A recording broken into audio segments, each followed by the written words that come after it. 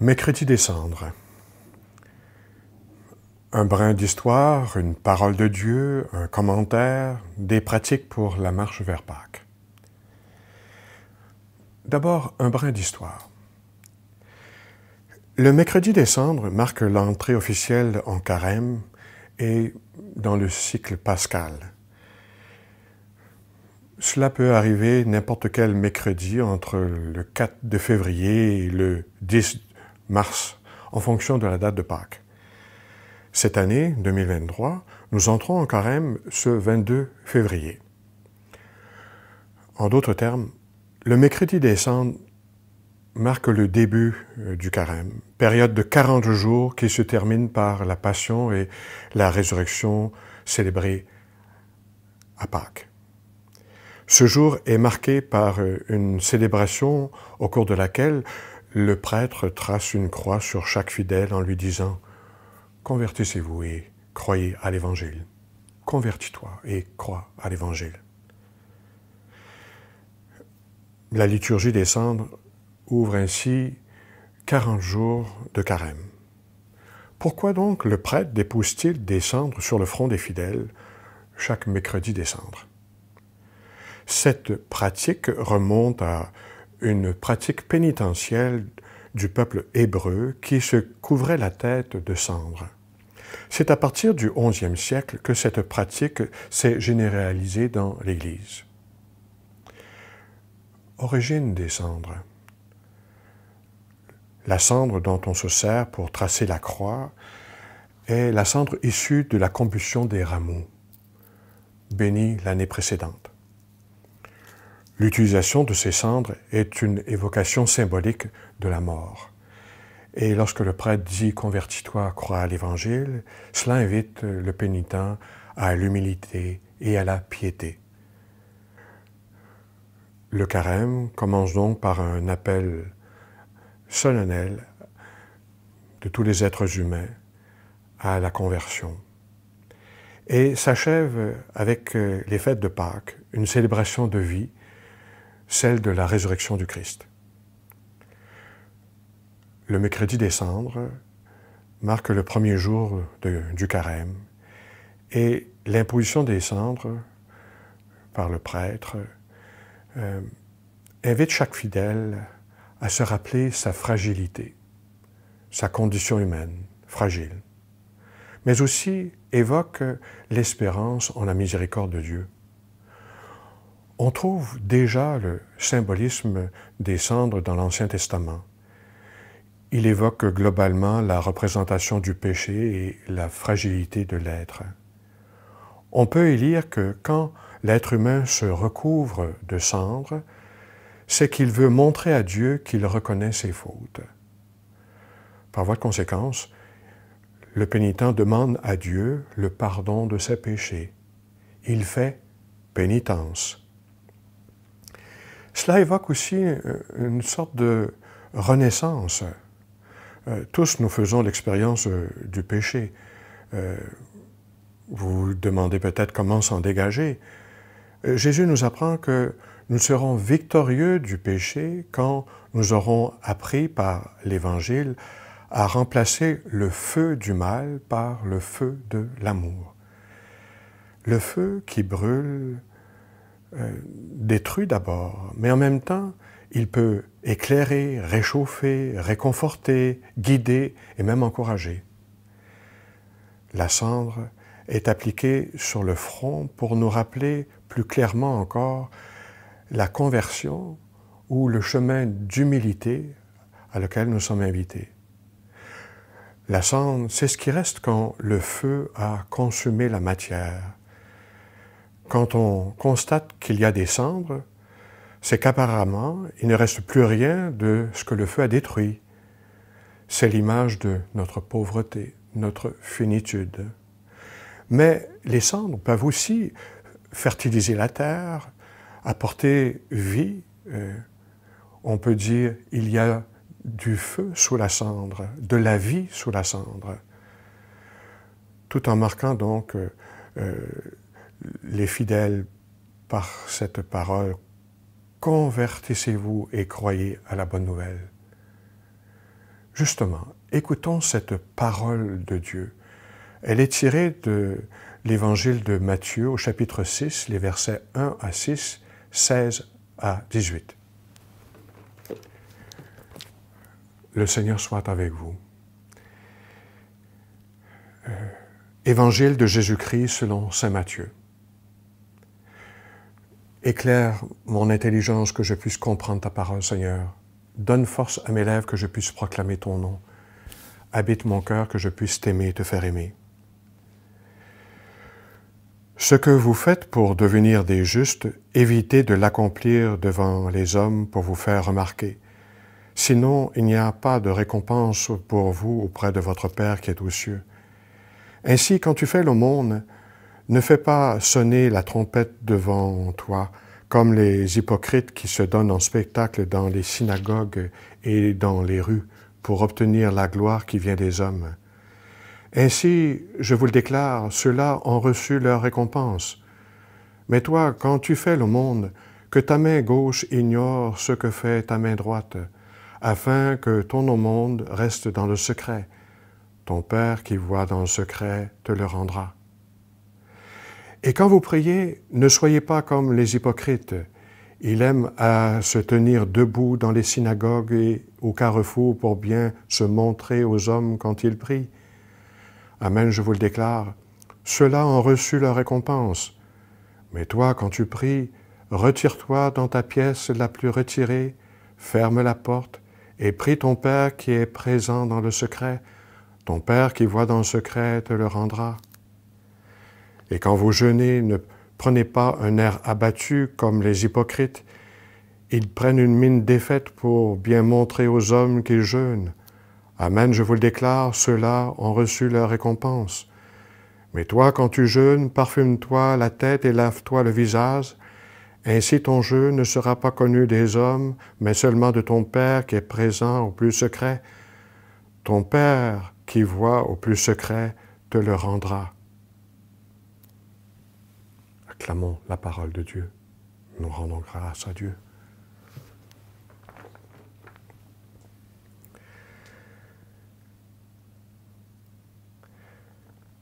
Nous avons là deux petits extraits du discours sur la montagne qui occupent l'ensemble des chapitres 5 à 7 de l'Évangile de saint Matthieu.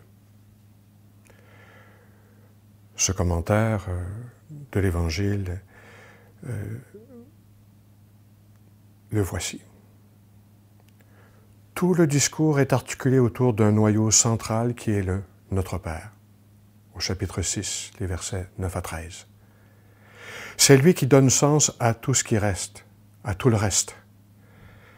Les recommandations que nous lisons aujourd'hui ne sont donc pas seulement des conseils d'ordre moral, de bonne conduite.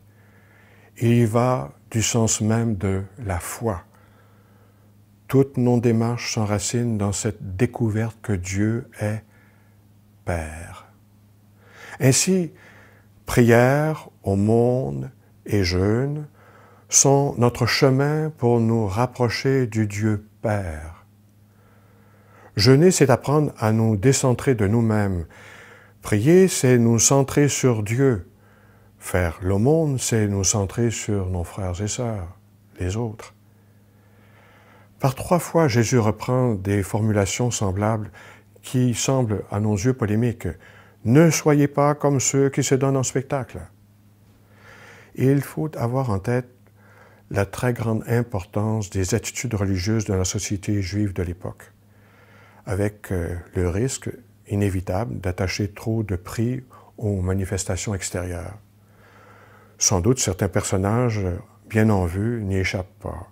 Ainsi, parfois, l'évangéliste Matthieu a-t-il retenu les reproches de Jésus à ceux qui s'attachent plus à la longueur de la frange qu'à la miséricorde ou la fidélité. Ici, au contraire, Jésus invite ses disciples à une opération vérité. Si vous voulez vivre comme des justes, évitez d'agir devant les hommes pour vous faire remarquer.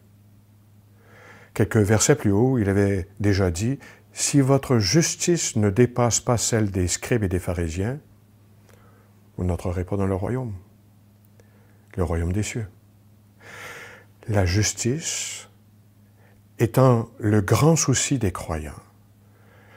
Et si Jésus cite la recherche de la justice à 2 reprises dans les Béatitudes, dans ce même discours, c'est parce que ce mot, cette soif, était familière à ses auditeurs de Palestine.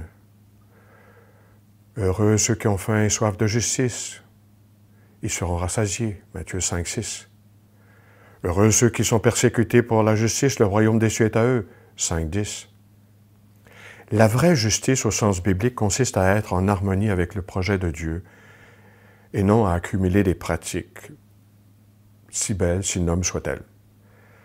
La fameuse phrase du livre de la Genèse, en Genèse 15, « Abraham eut foi dans le Seigneur et pour cela le Seigneur le considéra comme juste », nous a appris que la justice est d'abord justesse au sens d'un instrument de musique bien accordé à la volonté de Dieu.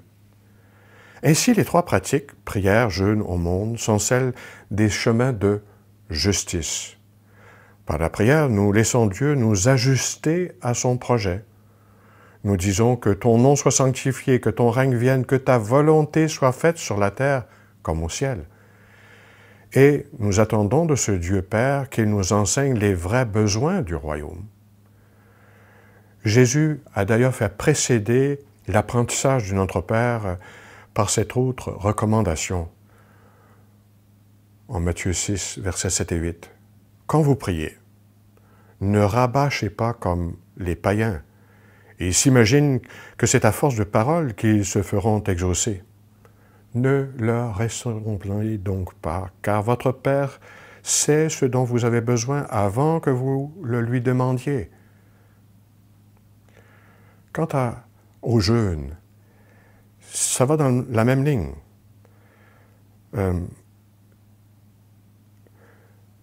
Il nous faut cesser de poursuivre toutes sortes d'activités pensant notre bonheur si ça risque d'accaparer toute notre vie, notre liberté et changer nos priorités. Pas pour le mieux. Car, dit Jésus, Matthieu 4, 4, « L'homme ne vit pas seulement de pain, mais de toute parole qui sort de la bouche de Dieu. » Et un peu plus loin, dans ce même discours sur la montagne, il reprend ce thème. « Ne vous inquiétez pas en disant qu'allons-nous manger, qu'allons-nous boire, de quoi allons-nous nous vêtir. Tout cela, les païens le recherchent sans répit. Il sait bien, votre Père céleste, que vous avez besoin de toutes ces choses. Cherchez d'abord le royaume et la justice de Dieu, et tout cela vous sera donné par surcroît. » Quant à l'aumône, elle est le fruit de notre ajustement à la volonté de Dieu, puisqu'elle fait de nous des miséricordieux. Le mot aumône est de la même famille que eleison. Faire l'aumône, c'est ouvrir nos cœurs à la pitié, avoir un cœur de miséricorde. Car Dieu veut le bonheur de tous ses enfants et la justice au sens de l'harmonie avec lui comporte donc inévitablement une dimension de justice sociale. La parabole du jugement dernier, dans le même évangile de Matthieu, chapitre 25, le confirme. « Venez les bénis de mon Père, recevez en partage le royaume qui a été préparé pour vous depuis la fondation du monde, car j'ai eu faim et vous m'avez donné à manger, et les justes s'en iront à la vie éternelle. » Les conduites que Jésus fustige, dénonce, ne soyez pas comme ceux qui se donnent en spectacle, vont à l'inverse. Elles sont une manière subtile de rester centrées sur nous. Le drame, c'est qu'elles ferment ces pratiques à l'action transformante de l'esprit. Et alors, nous resterons dans notre suffisance et notre pauvreté, pour le pire. Quelles sont donc ces pratiques pour notre marche vers Pâques? Je reprends jeûne, prière, aumône.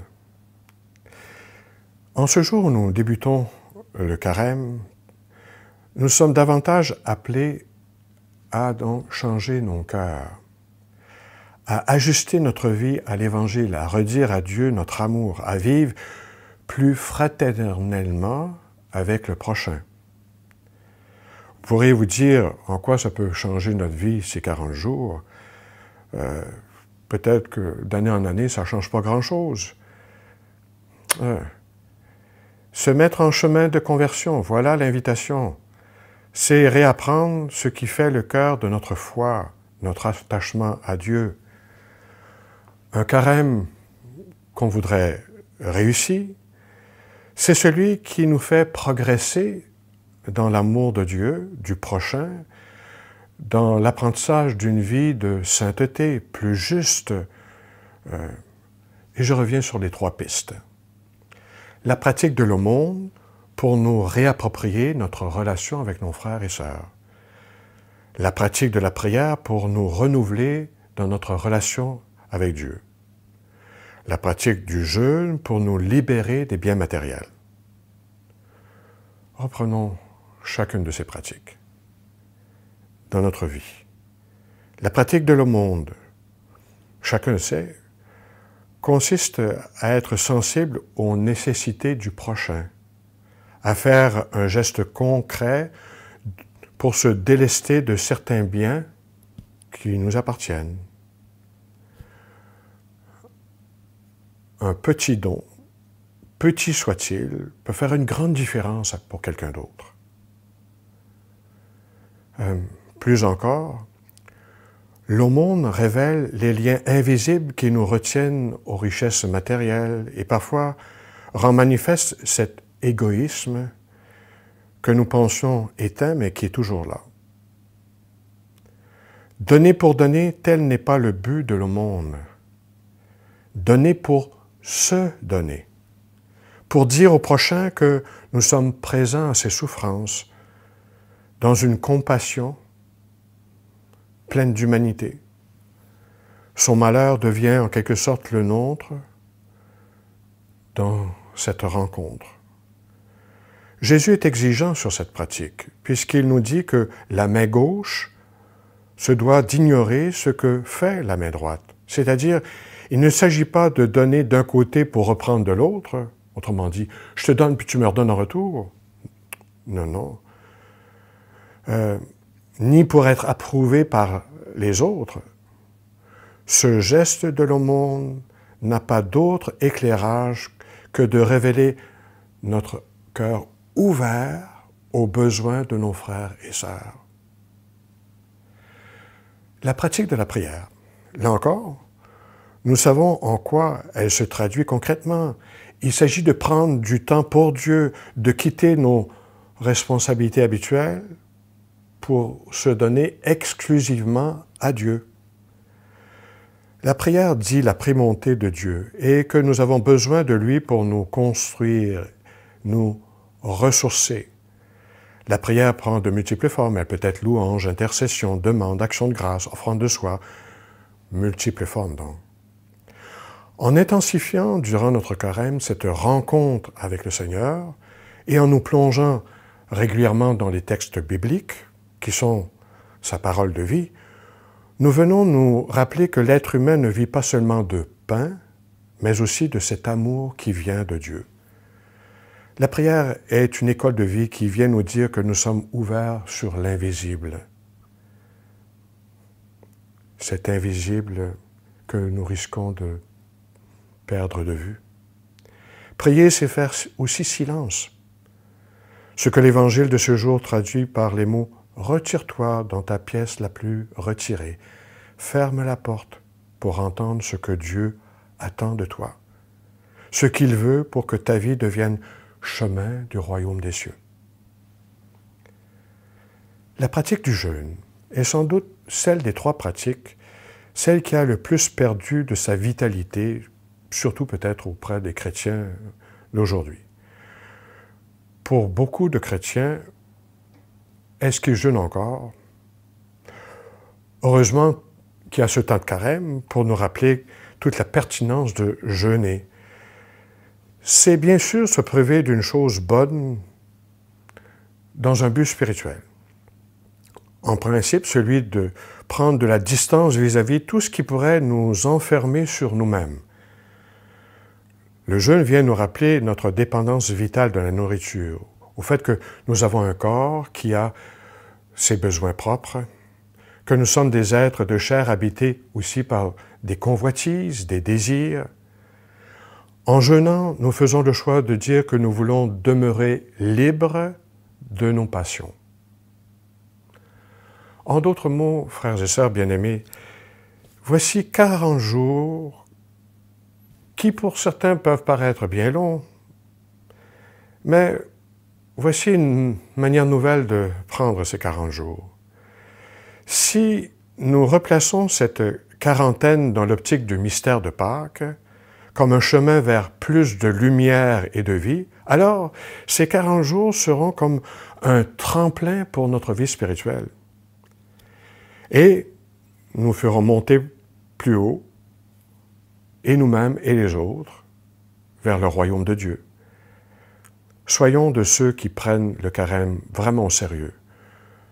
Temps de conversion et de grâce. Rappelons-nous les paroles de Jésus. Ton Père qui voit au plus secret te le rendra. Bon carême. Une prière en terminant. Seigneur notre Dieu, toi qui aimes pardonner à ceux et celles qui s'humilient et veulent réparer leurs torts, prête l'oreille à nos prières. En ta bonté, répands sur tes serviteurs et servantes qui vont recevoir les cendres, la grâce de ta bénédiction. Par leur fidélité à ce temps de pénitence, qu'ils parviennent avec une âme purifiée à la célébration de la Pâque de ton Fils, lui qui règne avec toi et le Saint-Esprit maintenant et pour les siècles des siècles. Amen.